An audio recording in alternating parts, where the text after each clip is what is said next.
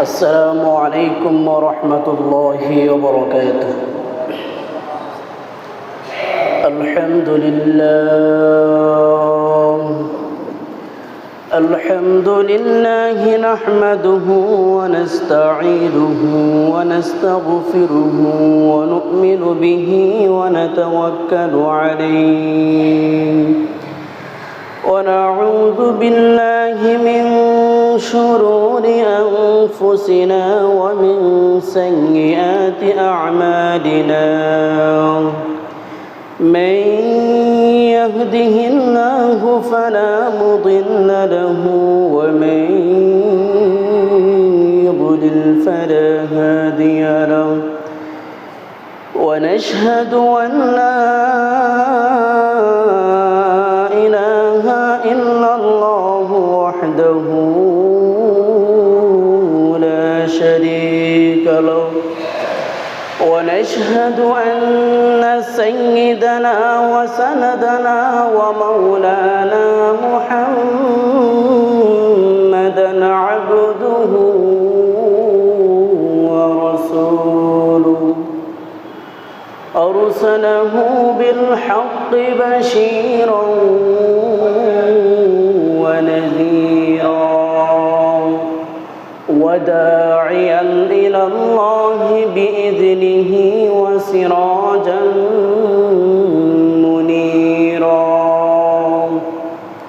أما بعد فأعوذ بالله من الشيطان الرجيم.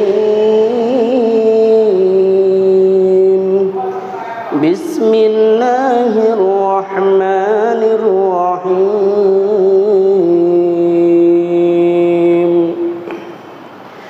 ومن آياته أن خلق لكم من أنفسكم أزواجا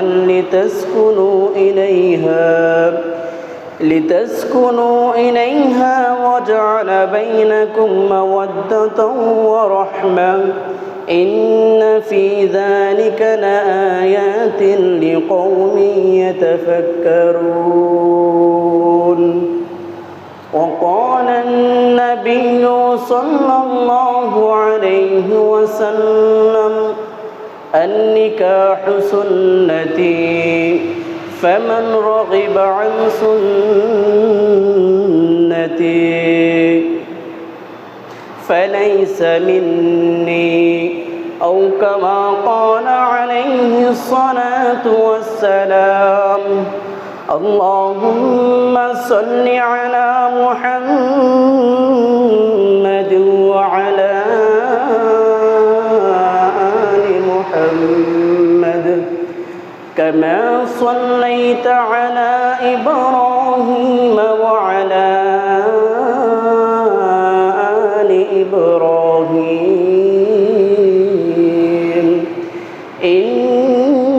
إنك حميد مجيد. اللهم بارك على محمد وعلى آل محمد كما باركت على إبراهيم وعلى آل إبراهيم إنك حميد مجيد. আলহামদুলিল্লাহ, আল্লাহ সুবহানাহু ওয়া তাআলার দরবারে লাখো কোটি শুকরিয়া যে আল্লাহ সুবহান আমাদেরকে দয়া করে মায়া করে যাচাই করে বাছাই করে বিশাল এলাকা থেকে জুমার নামাজকে আদায় করার জন্য জামে মসজিদে আসার বসার তৌফিক দান করেছেন। সেজন্য সকলেই অন্তরের অন্তঃস্থল থেকে কালিমাতুশ শুকর আদায় করি আলহামদুলিল্লাহ। আল্লাহ তাআলার কাছে আবারও শুকরিয়াতান বলি যে মালিক আমাদেরকে কিছু দিনই কথা বলা এবং শোনার তৌফিক দান করেছেন, সেজন্য শুকরিয়াতান বলি আলহামদুলিল্লাহ। প্রিয় মুসল্লিয়ানে কেরাম, আজকে যে বিষয়টা আলোচনা করব তা হলো বিবাহের গুরুত্ব ও ফজিলত সম্পর্কে। আল্লাহ চাহে তো নির্ধারিত সময়ের মধ্যে শেষ করার চেষ্টা করব ইনশাআল্লাহ। আজ আমাদের সমাজের চিত্র অত্যন্ত ভয়ঙ্কর হয়ে চলছে। যুব সমাজরা একেবারে গভীর অন্ধকারের মধ্যে ডুবে যাচ্ছে। সমাজের অবস্থা এমন হয়ে যাচ্ছে, গুনাহটা এটা সহজ হয়ে যাচ্ছে, আর সওয়াবের কাজ যেটা এটা মানুষ দিন দিন কঠিন হয়ে যাইতেছে। দিন যত আসতেছে গুনাহ সহজ হইতেছে, নেক কাজ করাটা, ভালো কাজ করাটা এটা কঠিন হয়ে যাইতেছে। গুনাহটা এখন আমাদের মধ্যে এমন অবস্থা হয়ে গেছে যে মানুষ গুনাহকে গুনাহই মনে করে না। আগে দেখবেন যখন সোশ্যাল মিডিয়ার যুগ তো এখন বেশি প্রচারিত হয়, একটা বাংলাদেশের কোনো এক প্রান্তে যদি কোনো একটা দুর্ঘটনা ঘটে এটা মুহূর্তের মধ্যে পুরো বিশ্ব খবর পেয়ে যায়। কিন্তু আগে দেখবেন এত সরাসরি হয়েছে না। সচরাচর যদি কোথাও কোনো একটা দুর্ঘটনা ঘটে শোনা গেছে, কেউ কাউকে অন্যায়ভাবে হত্যা করে ফেলছে, তাহলে সবার মনের ভিতরে একটা অনুভূতি জাগ্রত হইতো, মানুষের ভিতরে একটা দুঃখ কাজ করতো, লোকটা কত ভালো ছিল, বা তাকে অন্যায়ভাবে মেরে ফেলা হয়েছে, মানুষ একটা অনুতপ্ত হইতো। এখন দেখবেন অবস্থা এমন হয়েছে, মানুষ মানুষকে হত্যা করে ফেলে, মানুষের ভিতরে কোনো অনুভূতি জাগ্রত হয় না। একটা পিপিলিকা মেরে ফেললে যেমন মানুষের ভিতরে কোনো আফসোস হয় না, ঠিক তেমনিভাবে একটা মানুষের জীবন যদি চলে যায় তাহলে আমাদের ভিতরে ওই বিবেকটা জাগ্রত হয় না, বিবেক আর কাজ করে না। কেন? ওই যে অহরহই ঘটতেছে এইসব ঘটনা কি অহরহই হচ্ছে, এই জন্য আমাদের বিবেক আর কাজ করে না। ওইদিকে শুনতে শুনতে ওইদিকে আর আমাদের বিবেক সাড়া দেয় না। দেখবেন যুবকের সমাজের মধ্যে মানুষ আগে যদি কোনো এক এলাকার মধ্যে কোনো একটা ছেলে মেয়ে যদি পলায়া বাইকে চলে যাইতো তখন সমাজের মধ্যে অনেক ধিক্কার আসতো, অনেক এটা নিচু চোখে দেখতো মানুষ। কিন্তু অবস্থা এখন এমন স্বাভাবিক হয়ে গেছে যে ছেলে মেয়ে একসাথে একেবারে বেপর্দাহীন খোলামেলা চলাফেরা করে, মানুষ কিছুই মনে করে না। সমবয়সী চলে যেতেছে, বাইকে পলায় যেতেছে, কিছুই মনে করে না, মানুষের বিবেকে লাগে না। এটা সাধারণত ছেলে মেয়ে বয়স হচ্ছে, বয়ফ্রেন্ড গার্লফ্রেন্ড বলে চালায় দেয়, ক্লাস ফ্রেন্ড ফ্রেন্ড বললে ক্লাসমেট বলে চালায় দেয়।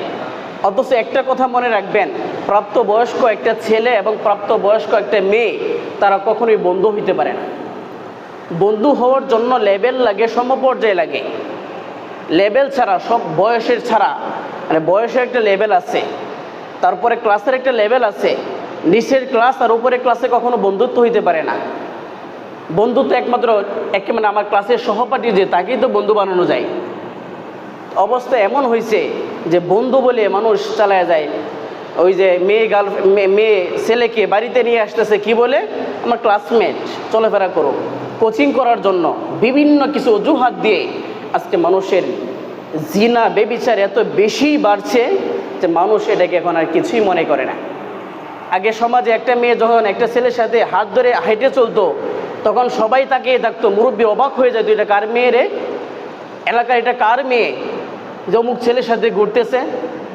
এখন আর কিছুই মনে করে না, কারণ আমাদের বিবেক সাধারণ হয়ে গেছে। গুনাহ করতে করতে গুনাহটাকে এখন আমরা গুনাহই মনে করি না। প্রিয় হাজিরিন,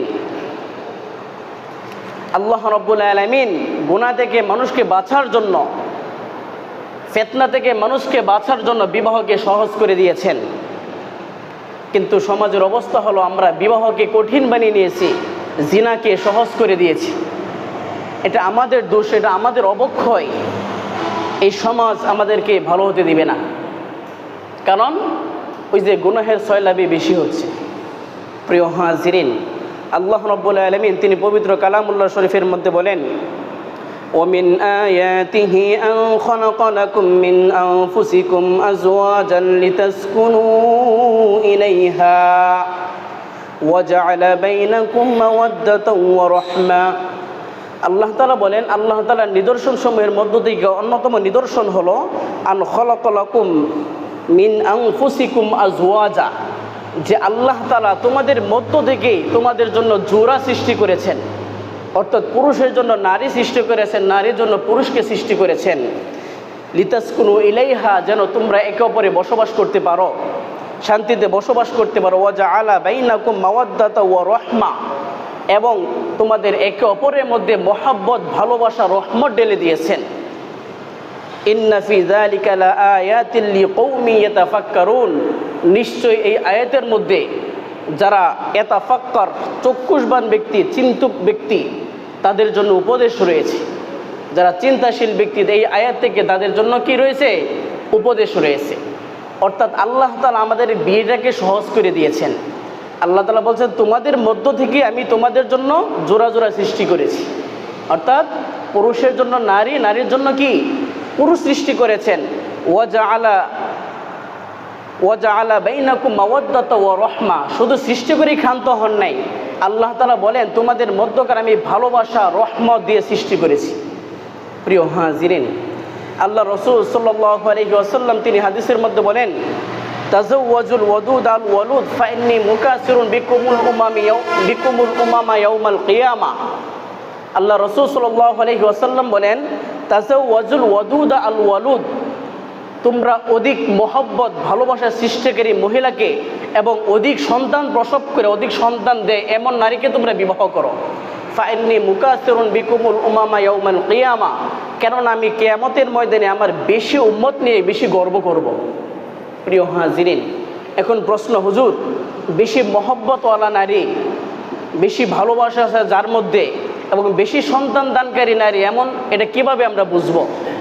এটা বোঝার একমাত্র উপায় হলো, আল্লাহ রাসূল হাদিসের মধ্যে ব্যাখ্যার মধ্যে আসছে যে এই যে মেয়েকে আপনি বিবাহ করবেন ওই মেয়ের মাকে দেখেন, তার সন্তানাদি কতজন আছে, তার পরিবারের সাথে, তার বাবার সাথে তার মায়ের সম্পর্ক কেমন, তার খালাকে দেখেন, তার বড় বোন টুন থাকলে তাদের দিকে তাকান যে তাদের সংসার কেমন আছে, তাদের স্বামীদের প্রতি ভক্তি ভালোবাসা আছে কিনা, শ্রদ্ধা আছে কিনা, এবং তারা কেমন সন্তান জন্ম দিতেছেন, বেশি না কম। এজন্যই বলছেন যাদের ভিতরে ভালোবাসা মোহাব্বত আছে এমন নারীকে তোমরা বিবাহ করো, এবং যারা বেশি বেশি সন্তান জন্ম দেয় এমন নারীকে বিবাহ করো।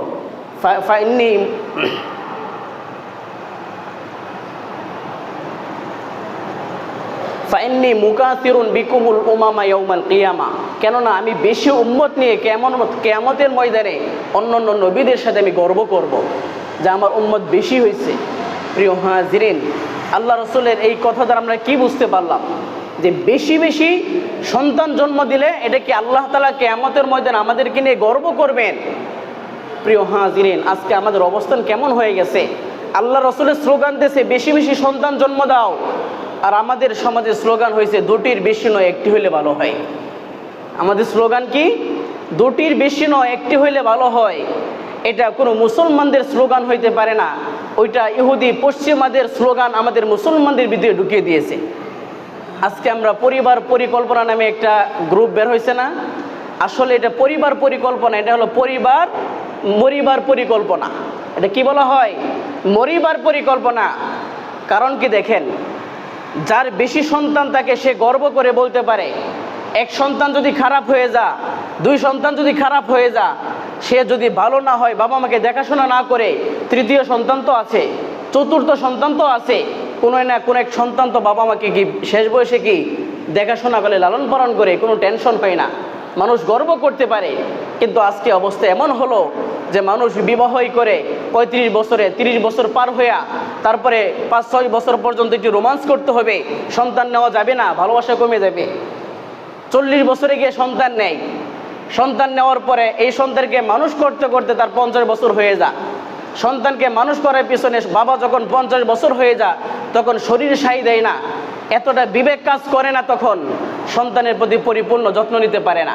ওই যে একটা নে, কোনো মতে সর্বশেষ দুইটা নেওয়ার পরে কি করে, এই সন্তানকে এমন ভালোবাসা মহব্বত করে, এত আদর করে যে সন্তান কি শেষ বয়সে সন্তান পাইছে, সন্তান হয় না, একটা মাত্র সন্তান, এত আদর করে, আদরে সন্তানকে মাথার মধ্যে তুলে, এই সন্তানকে একটা ধমক দেওয়া যায় না, কোনো আদব শিক্ষা দেওয়া যায় না। পরিশেষে সন্তান কি হয়, বাবা বৃদ্ধ হয়ে যায়, সন্তান বিবাহ করে সে বউ নিয়ে নিজের মতো করে সংসার করে। এদিকে বৃদ্ধ বাবা মা গ্রামের মধ্যে কি করতেছে না করতেছে কোনো খবর নাই। একটা ফোন দিয়ে যে সংবাদ দিবে এতটুকু সময় সন্তানের হয় না। এই তো কিছুদিন আগে সংবাদ শুনছেন না যে ঢাকা মিরপুরে যে একজন সন্তান বুয়েটের শিক্ষক, আরেকজন এই প্রবাসী, আরেকজন সরকারি চাকরিজীবী, তার মেয়ে হয়েছে শিক্ষিকা, কলেজের শিক্ষিকা, এত উচ্চ শিক্ষিত, সব প্রতিটা সন্তানকে তার মা এত কষ্ট করে লালন পালন করে গড়ছে। শুনলাম যে ওই বৃদ্ধা মহিলা মারা যাওয়ার 6-7 দিন পরে খবর হয়েছে যে মহিলাটা মারা গেছে। অবস্থা এমন হয়েছে তার শরীরের মধ্যে পোকা ধরে গেছে, পচা ধরে গেছে, পরিবেশ এত নোংরা হয়ে আছে, অথচ পাশের বাসায় নাকি মেয়ে থাকে বাড়া, অথচ মেয়েও কোনো ওয়াজ পর্যন্ত খোঁজখবর নেওয়ার মতো সুযোগ হয় নাই। কেমন নালায়েক সন্তান দেখেন। আজকে বাবা মারা অনেক কষ্ট করে শেষ বয়সে 1-2টা সন্তান নেই, যত্ন নিতে নিতে অবস্থা এমন হয় তখন সন্তানকে সঠিক শিক্ষাটুকু আর দিতে পারে না, পরবর্তীতে সে কি বৃদ্ধ বয়সে অনেক কষ্ট করে। প্রিয় হাজিরিন, ওইটা ইহুদিরা আমাদের ভিতরে ঢুকিয়ে দিয়েছে, দুটির বেশি নয় একটি হইলে ভালো হয়। এটা আল্লাহ রসুলের স্লোগানের সাথে বিপরীত সামঞ্জস্যশীল। প্রিয় হাজিরিন, কোনো মুসলমান সে যদি নিজেকে মুসলমান দাবি করে সে এই স্লোগান কখনো দিতে পারে না, কারণ আল্লাহ রসুল বলেন আমি কিয়ামতের ময়দানে আমার বেশি উম্মত নিয়ে গর্ব করব। আর ইহুদিরা কি? ইহুদিরা তো আল্লাহ রসুলের জাত শত্রু, শুরু থেকেই তো তারা দুশ্মন, ইসলামের দুশ্মন, নবীজির দুশ্মন। এই নবীজির স্লোগানকে কীভাবে তারা উল্টা করা যায় এই জন্য তারা মুসলমানদের রোগে রোগে এই ঘোষণা, এই আলান তারা ঢুকিয়ে দিয়েছে। প্রিয় হাজিরিন, আরেকটা বিষয় হলো মুসলমানদের ইমানি জজবা যেটা নারায়ে তাকবীর আল্লাহু আকবার স্লোগানে ইহুদিদের একেবারে ভিত পর্যন্ত কম্পন সৃষ্টি হয়ে যায়, তাদের ভিতরে কাঁপা শুরু হয়ে যায়। দেখবেন কথার কথা যে হুজুরা যখন মাঠে নামে সবাই একটা আতঙ্ক তৈরি হয়ে যায়, না জানি কী হয়েছে। ওই শুক্রবারে আমাদের দেন কওমি মাদ্রাসাগুলো যখন পরীক্ষার ছুটি হয়, পুরা বাংলাদেশে একসাথে ছুটি হয়। আমরা এই যে কমলাপুর ট্রেনে উঠবো বাড়িতে আসার জন্য, পরীক্ষার ছুটি হয়েছে, এন্ড সব ছাত্র দূর দূরান্তে তারা যাবে ট্রেনের জন্য অপেক্ষা করতেছে। পুরা কমলাপুর স্টেশন শুধু হুজুর আর হুজুর।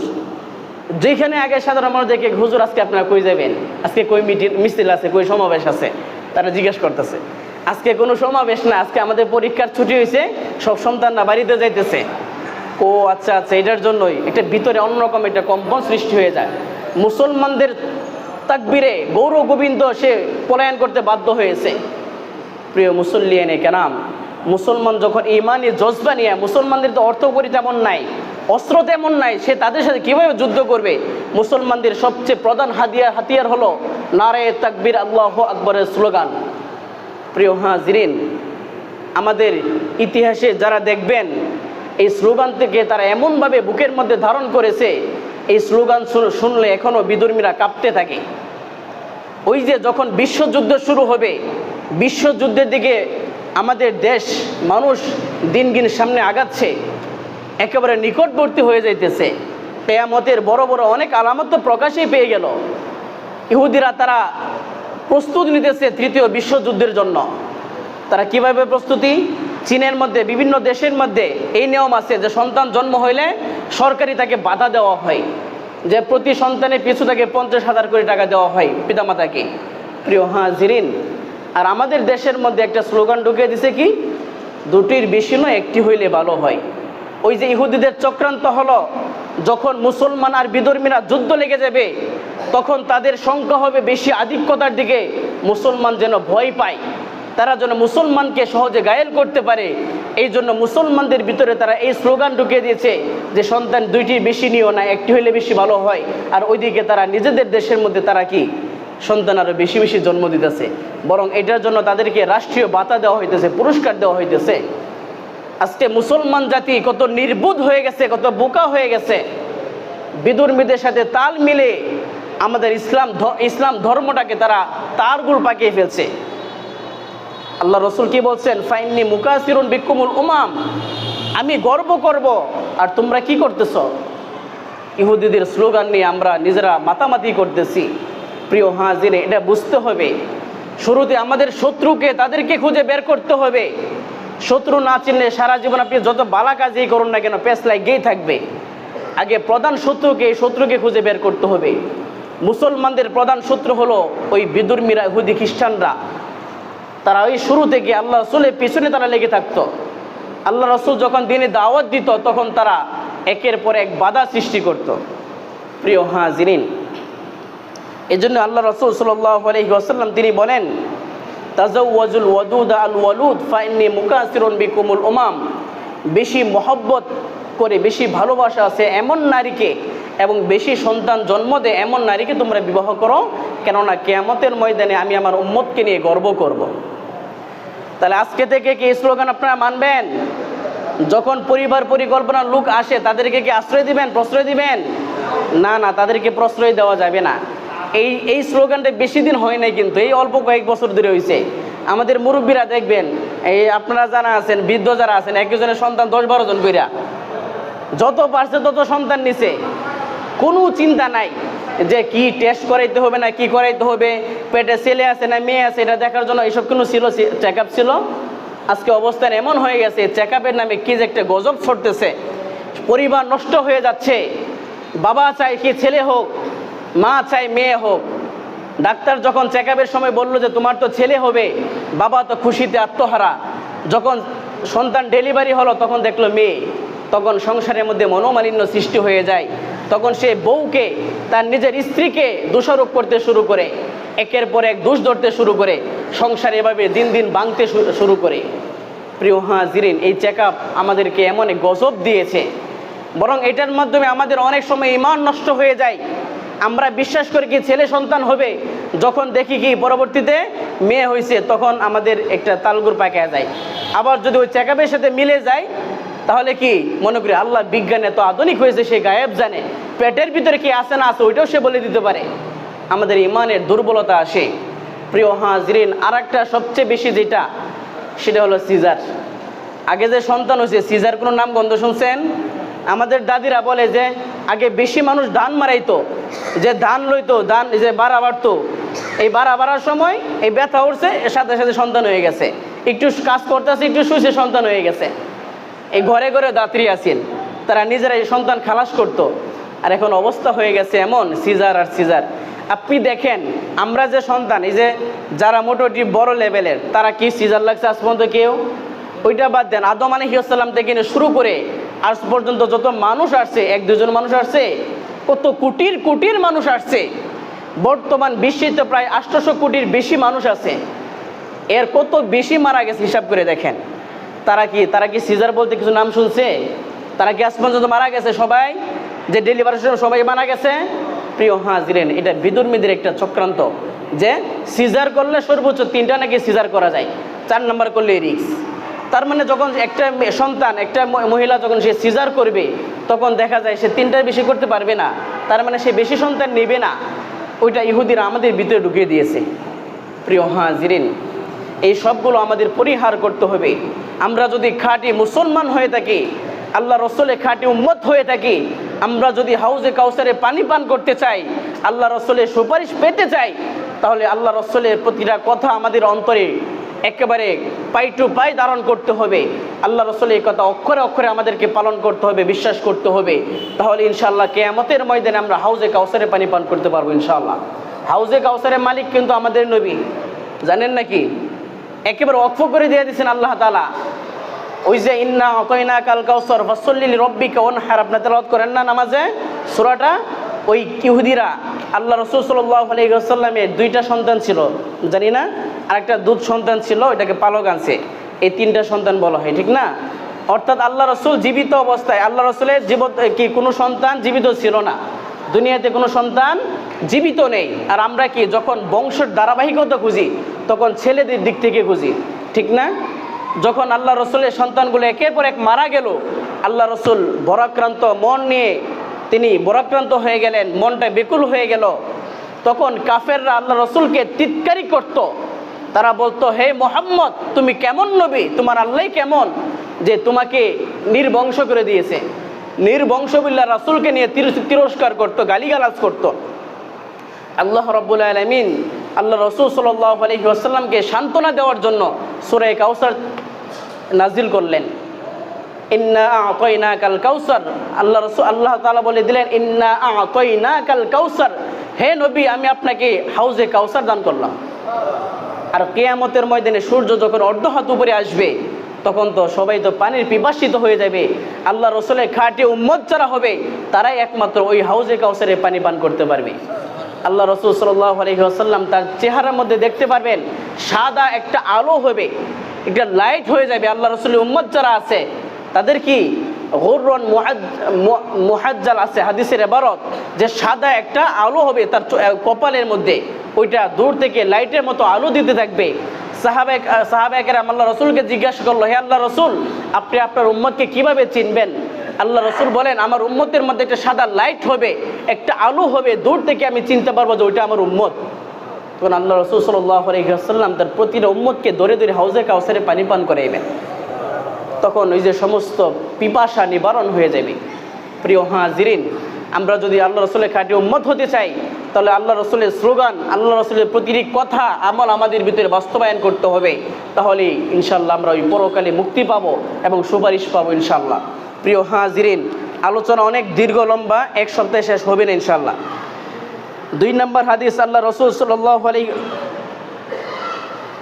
আল্লাহ রাব্বুল আলামিন তিনি পবিত্র কালামুল্লাহ শরীফের মধ্যে ইরশাদ করে বলেন, وَأَنكِحُوا الْأَيَامَ مِنكُمْ وَالصَّالِحِينَ مِنْ عِبَادِكُمْ وَإِمَائِكُمْ إِنْ يَكُونُوا فُقَرَاءَ يُغْنِهِمُ اللَّهُ مِنْ فَضْلِهِ وَاللَّهُ وَاسِعٌ عَلِيمٌ। আল্লাহ তাআলা বলেন, ওয়ানকিহুল আয়ামা মিনকুম ওয়াস-সালিহিনা মিন ইবাদিকুম ওয়া ইমাইকুম। আল্লাহ তাআলা বলেন, তোমাদের মধ্য থেকে যারা বিবাহ করে নাই, তাদের মধ্য থেকে, তোমাদের মধ্য থেকে যারা বিবাহ করে নাই, বিবাহের সামর্থ্য আছে, এবং তোমাদের মধ্য থেকে নেককার ভালো দাস দাসী যারা আছে, তাদেরকে তোমরা বিবাহ দিয়ে দাও। তাদেরকে তোমরা কি করো? বিবাহ দিয়ে দাও। ইয়াকুনু ফুকরা ইউগনিহিমুল্লাহু মিন ফাদলিহি।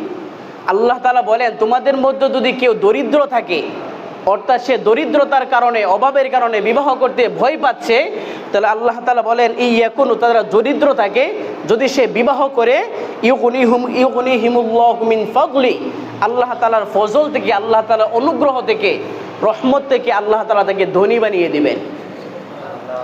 প্রিয় হাজির, আল্লাহু ওয়াসিউন আলিম, আর আল্লাহ তাআলা প্রশস্ততা দানকারী এবং তিনি জ্ঞানী। প্রিয় হাজিরেন, দেখেন আজকে আমাদের সমাজের মধ্যে বিবাহ করতে সবচেয়ে বেশি ভয় যেটা, সেটা কি? সন্তান এখন স্টাবলিশ হয় নাই, নিজের পায়ে দাঁড়ায় নাই, সে খাওয়াবে কি, পড়াবে কি, তার বাড়ি গর্দন নাই, কোনো কিছুই নাই, সে এখনও দুনিয়া গুছাইতে পারে না। এটা আমাদের সবচেয়ে বেশি দুর্বলতা, যেটা আমরা এটা খুঁজি।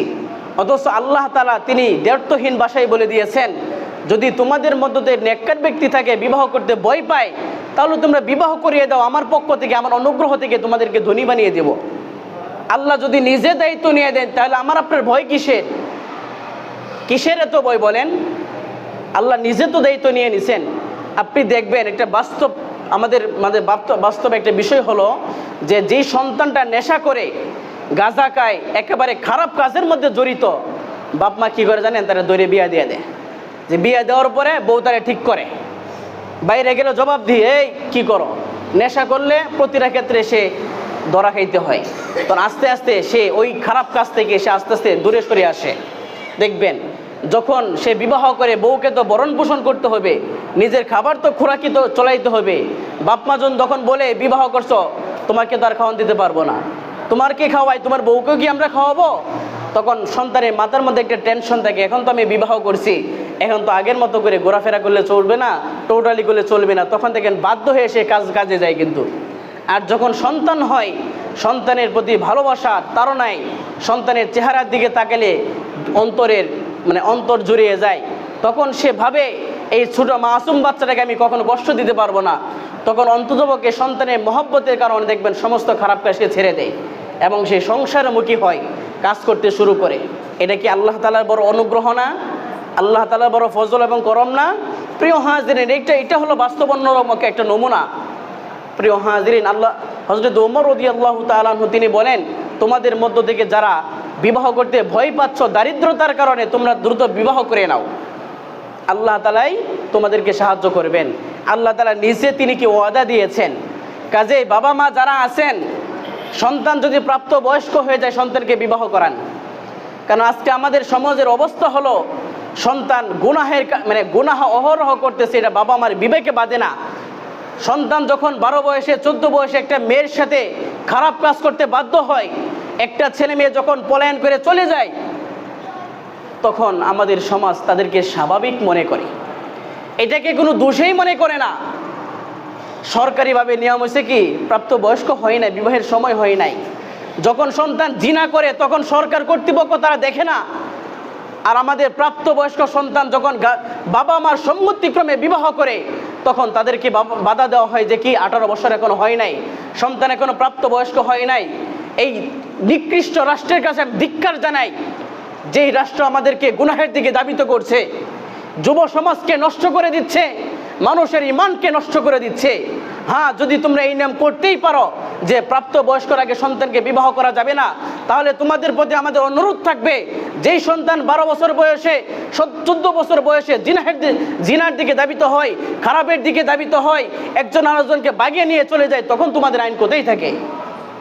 তখন কোনো আইন তোমাদের কাজ করে না। এটা বড়ই কষ্ট হয় আমাদের জন্য। যুব সমাজ নষ্ট হয়ে যাচ্ছে। দেখবেন, বাবা আমার সম্মতিক্রমে বিবাহ দেয়, পুলিশ এসে বাধা দেয়, কি জন্য? প্রাপ্তবয়স্ক হয় নাই। অথচ খারাপ কাজ করতেছে, নিজেরা বিবাহ করতেছে, ওইটা যে আদালতে গিয়া মানে তারা নিজেরা বিবাহ করতেছে, মৌখিকভাবে কোনো মতে বিবাহ হয় কিনা এটাও সন্দেহ, গুনাহ করতেছে, অহরহ গুনাহ করতেছে। এটার প্রতি আমাদের সমাজ বাধা দেয় না, এটাকে খারাপই মনে করে না। প্রিয় হাজিরিন, এই সমাজ, এই নীতি আমাদেরকে পাল্টাইতে হবে। হ্যাঁ, যদি অল্প বয়সে আমাদের সমাজ যদি মনে করে সন্তানকে বিবাহ দিলে সে কি তার শারীরিক ক্ষতি হবে, মানসিক ক্ষতি হবে, আমি বলি না না, মানুষ বিবাহের যখন বয়স হয়ে যায়, যখন প্রাপ্তবয়স্ক হয়ে যায়, সন্তান তার বাবা মার আড়ালে খারাপ কাজ করতে বাধ্য হয়। রাস্তা দিয়ে যখন একটা মা বোন হেঁটে যায়, তখন তাকে টিচ করতে, তার প্রতি খারাপ ইঙ্গিত দিতে সন্তান বাধ্য হয়। এটা কি বাবা মা দেখে? বাবা মা এই বিষয়টা জানে না। সন্তান রাতের বেলা পর্নোগ্রাফিতে আসক্ত হয়ে যায়, মোবাইলের মধ্যে বাজে নেশায় আসক্ত হয়ে যায়, ফেসবুকে বিভিন্ন সোশ্যাল মাধ্যমে খারাপ জিনাহের মধ্যে সারা রাত চ্যাটিং করে কাটিয়ে দেয়। এটা বাবা মা তো খোঁজ নিয়ে দেখে না। প্রিয় হাজিরিন, তখন সে ডিপ্রেশনের মধ্যে ভুগতে থাকে। মানুষের ক্ষুধা লাগলে যেমনিভাবে তাকে খাবার খাওয়াইতে হয়, ঠিক তেমনিভাবে অন্তরে যখন ক্ষুধা লাগবে তখন তাকে বিবাহ দিতে হবে ঠিক সময়ে বিবাহ দিলে অন্তরে ক্ষুধা দূর হয়, মানুষের ভিতরে শান্তি আসে, পেরেশানি দূর হয়, আত্মার যে একটা পেরেশানি ওইটা দূর হয়, মানুষ একটা কথা বলার সঙ্গী পায়। প্রিয় হাজিরিন, বিবাহের মাধ্যমে অনেক খারাপ কাজ থেকে মানুষ বেঁচে থাকতে পারে। কাজেই আপনাদের প্রতি অনুরোধ থাকবে, যদি সন্তান প্রাপ্তবয়স্ক হয়ে থাকে সন্তানকে বিবাহ দেন, আপনাদেরও ফায়দা হবে। বেশি আপনারা দাদা হইতে পারবেন, দাদি হইতে পারবেন, একটা অন্যরকম একটা গর্ব থাকে। একটা সন্তান যদি 25 বছর ধরলাম, 25 বছর হায়েস্ট যদি 25 বছর সন্তান একটা ছেলে বিয়ে করে, তাহলে 30 বছরের ভিতর সে যদি বাচ্চা টাচ্চা নিয়ে আনে, মানুষের এখন গড় আয় সর্বোচ্চ 60-65, এর বেশি কিন্তু বাঁচে না মানুষ। তাহলে দেখা যায় 30 বছরে 40 বছরে সে যদি 3-4টা সন্তান নেয়, তাহলে সে মোটামুটি যখন বৃদ্ধ হয় তখন তার সন্তানগুলো আস্তে আস্তে মানুষ হয়ে যায়, পেরেশানি ওই কাটে না, পেরেশানি দূর হয়ে যায়। সন্তান বড় হয়, বাবা মাকে তখন কি ভালোভাবে সে গড়ে তুলতে পারে, তখন বাবা মার কোনো টেনশন থাকে না। বৃদ্ধ হলেও কি সন্তান তাকে দেখাশোনা করে। প্রিয় হাজিরিন, এটার ধারাবাহিক আরও কিছু আলোচনা করবো ইনশাল্লাহ। আমাদের বিবাহের ধরন কেমন হইতে হবে, কেমন ব্যক্তি থেকে বিবাহ করাইতে হবে, এটা বিস্তৃত ধারাবাহিক আলোচনা করবো ইনশাল্লাহ। যতটুকু আলোচনা করছি, আল্লাহ তাআলা আমাদেরকে আমল করার মতো তৌফিক দান করুন।